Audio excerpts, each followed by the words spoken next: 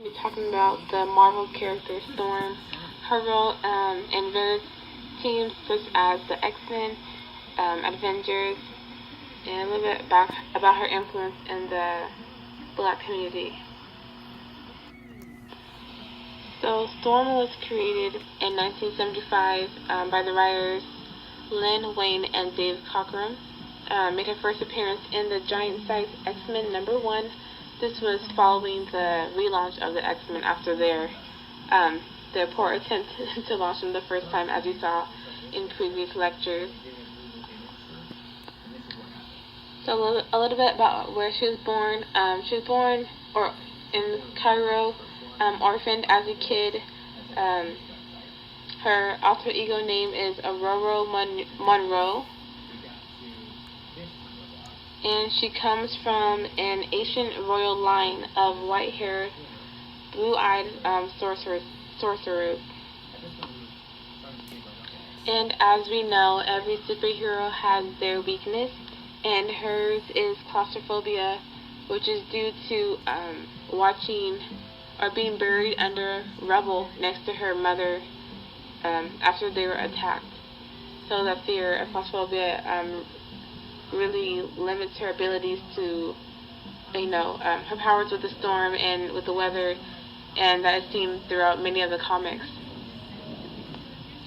And actually, the original idea for this character was going to be named the Black Cat, and wore a similar costume to what Storm has now, but without a cape.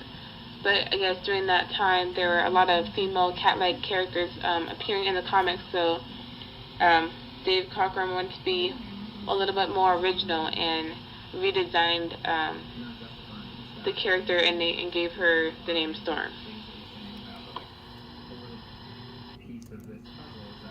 So Storm's powers have to deal with manipulating the weather, hence her name Storm. And she found out her ability to manipulate the weather when she was trapped or walking the Sahara Desert, and she was almost dying of thirst, and she was able to summon or manipulate the weather to bring water to her. So she is the master of all the elements that can create weather. So for example, she can manipulate the air temperature, the air pressure, any electrical currents. And it's not only on Earth that she can affect the weather, but it's also in other planets and other dimensions, as her powers are able to adapt to each of the specific environments. Also, her emotions are heavily tied into her powers, and she was really, because she was so in tune with the environment, she has to really be able to control her emotions. So an outburst, or if she's really sad, the weather around her won't be affected. So one of the first teams that Storm was a part of was the X-Men. She was recruited by Xavier, who asked her to help actually rescue the X-Men, and he has to explain to her that she was not a goddess, but a mutant. And joining the X-Men, she had to acclimate to the new way of life in America. She was used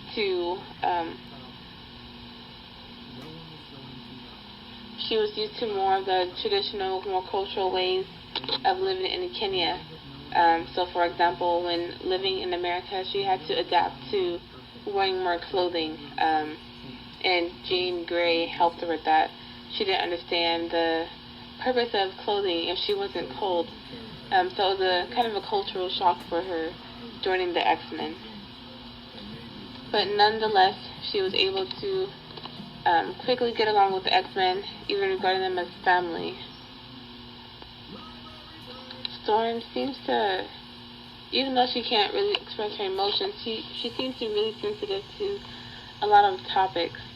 She often blames herself for the death of some of her teammates, and when she goes to visit her family or where her parents live, she finds some drug addicts basically, and that really hurts her. And her friends Misty Knight and Luke Cage have to remind her that there's only so much that a superhero can do. You know, they can't help everyone.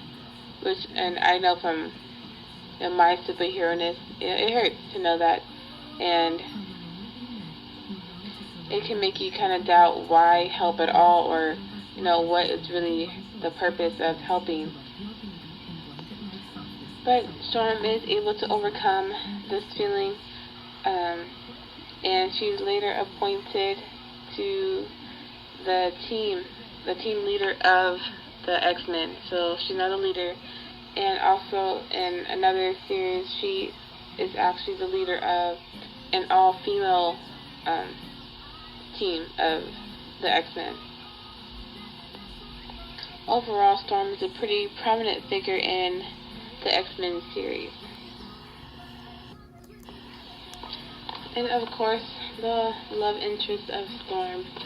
She has had 2 lovers in the comic book series that I know of. The first one being Forge, but that didn't last too long because he realized that she cannot devote as much time or effort into their relationship because of her duty and how she felt about helping or being with the X-Men. So that ended pretty quickly. Her next mate was the Black Panther, T'Challa, King of Wakanda. So that lasted a while, but also ended, of course, due to some disagreements, and Storm interfered with his adventure of self-discovery by saving him, which I think is kind of opposite. I would thank someone for saving me, but apparently in T'Challa's eyes, that was not the case. I wonder how being in love affected the weather.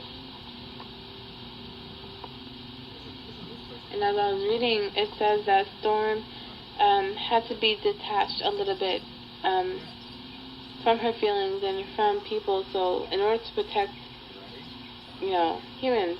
So I wondered how being in love or being in a relationship worked out, or maybe that's why it didn't work out in the end, because she could not detach herself enough, or that just limited her ability to be in a happy relationship. So, as mentioned before in another reality, she is a leader of an all-female X-team. Some of the characters, including Cyclops, Kitty Pryde, and Rachel Gray. And when she's leading this team, she has more of a fierce and kind of a threatening look, I would say. You can see this in the picture below. She has a shaved head with a mohawk, a tight, of course, leather suit, and then she has a menacing light bolt coming out of her hand.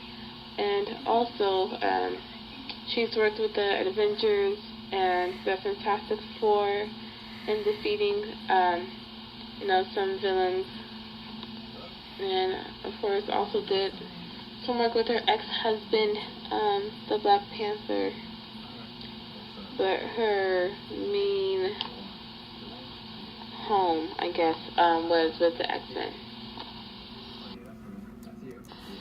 Storm's character is interesting in the eyes of African American culture because she seems to have an identity crisis, or she doesn't really know where she belongs.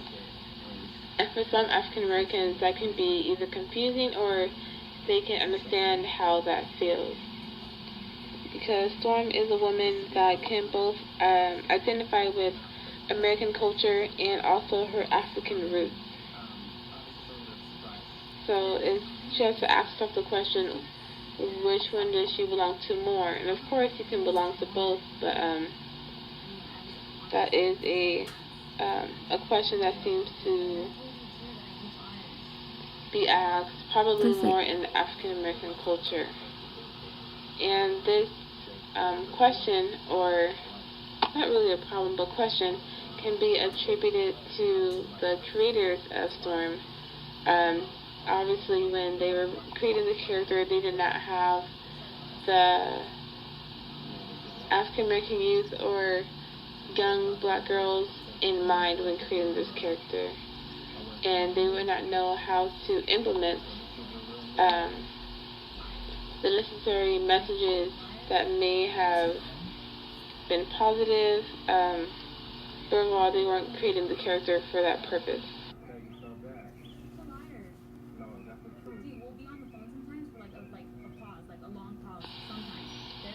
The author in the Washington Post also described Storm as an embodiment of an Afropolitan culture, which is like a vibrant young generation of young African immigrants who work and live in cities around the globe, but don't belong to a single geography. So that also goes in line with not necessarily being from one culture, and being able to embrace both her American and African roots and experiences to create her own unique self.